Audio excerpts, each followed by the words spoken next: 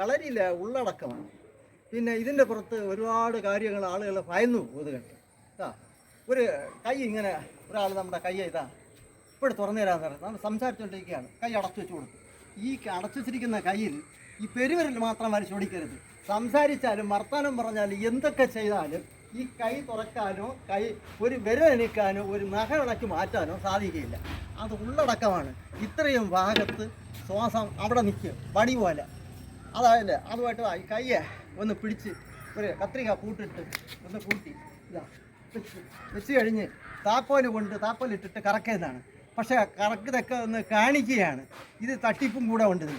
കാരണം ഇതിലുള്ള രഹസ്യം എന്തെന്ന് പറഞ്ഞാൽ മണിക്കൂറോളം ശ്വാസം ഈ ആൾ സംസാരിച്ചുകൊണ്ടിരുന്നാലും ഇത്രയും ദൂരം ഈ മരം പോലെ ഇരിക്കും, ഒരു ചലനവും ഉണ്ടാവില്ല. അത് ഇതിനകത്ത് ഉള്ളടക്ക വിദ്യകൾ ടെക്നിക്കലൊക്കെ ഉണ്ട്, മനസ്സിലായ?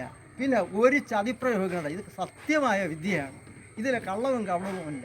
ഒരാടിനെയും ഒന്നും ചെയ്യാൻ നമ്മുടെ അമ്മ പ്രസവിച്ച് നമ്മളെ വളർത്തിയ നമുക്ക് ജീവശ്വാസം ദൈവം തന്നതുപോലെയാണ് മറ്റൊരുവനും കൊടുത്തിരിക്കുന്നത്. അവൻ അറിഞ്ഞിട്ടുണ്ടെങ്കിൽ, അവനെ അറിവുള്ളവനാണെങ്കിൽ അവനെ ഒന്നും ചെയ്യാൻ നോക്കില്ല.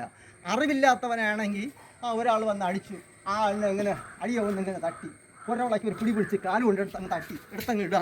ഇതെല്ലാം ഒന്ന് അറിഞ്ഞുകൂടാത്തവരാണെങ്കിൽ കാണിക്കാം. പക്ഷെ പഠിച്ചവനെ ഒന്നും ഇത് ചെയ്യാൻ നോക്കില്ല. ഒരുപാട് സത്യസന്ധമായ വിദ്യകൾ ഇതിലുണ്ട്. പിന്നെ ഒരുപാട് ചതികളും ഒഴിവും ചതിയുമുണ്ട്. ഇത് തെക്കമ്പയറ്റിലെ കളരിയിൽ ഒഴിവും ചതിയും ഉള്ളതാണ്. ആണ് ഭീമൻ വലിയും കഴിയും പാലി വഴിയും എന്ന് പറയുന്നത്. നമ്മുടെ ശരീരത്തിൽ പടവർമ്മം 12, തൊടുവർമ്മം 96, 108 വർമ്മങ്ങളുണ്ട്. ഇതിൽ എപ്പോഴും പ്രവർത്തിക്കുന്ന ഭാഗം പോലീസുകാർ ആരും ഒരു പ്രതികളെ അവിടെ അടിക്കാറില്ല. അതുപോയിട്ട് തിലസവർമ്മത്തിലും പെട്ടെന്ന് ശനിവർമ്മങ്ങളിലും തൊടില്ല. പിന്നെ ആസനം ഇരിപ്പിടത്തിൻ്റെ അടിവശത്തായിട്ട് സ്ത്രീക്കും പുരുഷനും വക വ്യത്യാസമൊന്നുമില്ല. ഭയങ്കര കാഠിന്യമായ വർമ്മമുണ്ട്. അവിടെ ഒന്നും ആരും കൈ തൊടാറില്ല. ഇവിടെ തൊട്ട് കഴിഞ്ഞാൽ ഉടനെ ജീവൻ പോകും.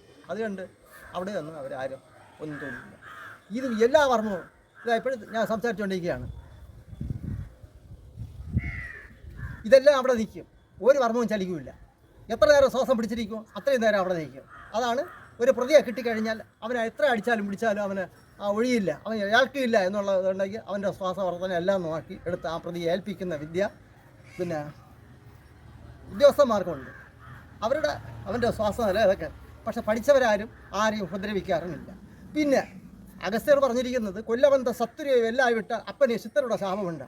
മഹാമുനി അഗസ്ത്യർ, കുംഭമുനി അഗസ്ത്യർ പറഞ്ഞിരിക്കുന്നത് ഒരുവൻ 1000 എണ്ണത്തിനെ കൊല്ലുമ്പോൾ അവനെ ശിക്ഷിച്ചില്ലെങ്കിൽ രാജ്യം നഷ്ടപ്പെട്ടു പോകുമെന്നാണ് പറഞ്ഞിരിക്കുന്നത്.